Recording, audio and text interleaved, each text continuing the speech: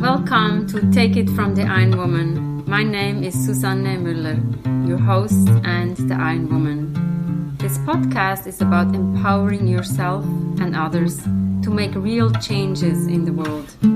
You will hear from everyday, smart, sophisticated, hip people like you and me. Not everybody has to be an Iron Woman to impress the world.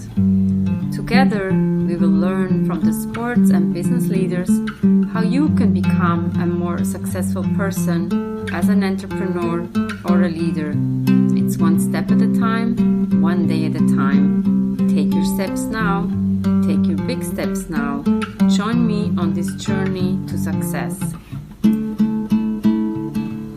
Take it from the Iron Woman. I'm very honored to have Joanna on the podcast today.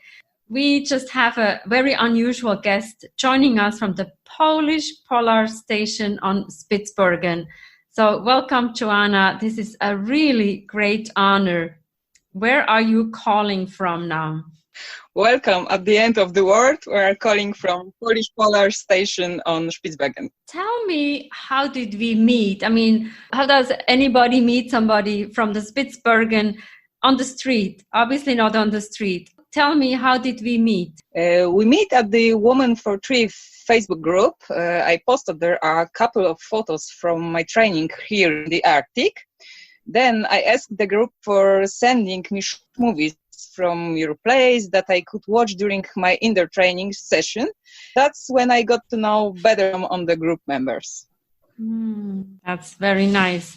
So, Joanna, introduce yourself. Who is Joanna? My name is Joanna Perchaluk-Mandat. I'm a meteorologist and leader of the 42nd Polish Polar Expedition on Spitsbergen. And what brings you to the Polar Station? For the first time, because it's already the third right now, I was curiosity and need to experience something new and different. The second time around, I wanted to do everything that I didn't do the first time. Now I was missing home. Oh, so you're missing your second home. And talking about the fitness, how many marathon races have you done? Or triathlon races. So which one is the most memorable for you and why? Triathlons and duathlons, short distance for now. The most memorable was the first one when I didn't know what was me. And I had a lot of adventures. The best for me, unforgettable feelings was when I crossed the finish line. Because then that's, I know it's again and again. And how did you get into this sport? Triathlon's accident. Sport was always present in my life. Swimming, skiing, since I'm a ski instructor during winter months, and cycling. A couple of years ago, when running started to become trendy, I was talking with my sister about how great it is that people are running and that every healthy human being can easily run 5-kilometer distance. But a triathlon is a completely different thing. Mm-hmm. It requires conditioning, training, and there's no chance of succeeding if one is right. In a heartbeat, I put down my coffee cup, found a race, and signed. I can do it. Watch me. I later came to the conclusion that it wasn't the smartest idea, since the ski season ends in March. What I left me only 6 weeks to prepare, but it was a short distance, so anyone should do it, right? And where do you train? I have seen very cool pictures, and I hope we can also show the audience. Where do you train? Okay, sorry for my internet. No problem. Can you tell the audience how it looks like where you are and obviously how cold it is? Currently, I'm in the Arctic. It's 8 months where I live and train. Due to low temperature and polar bears, I do most of my training session indoors. In good weather, I sometimes run Yes, an armed bodyguard to watch over me while I focus on training.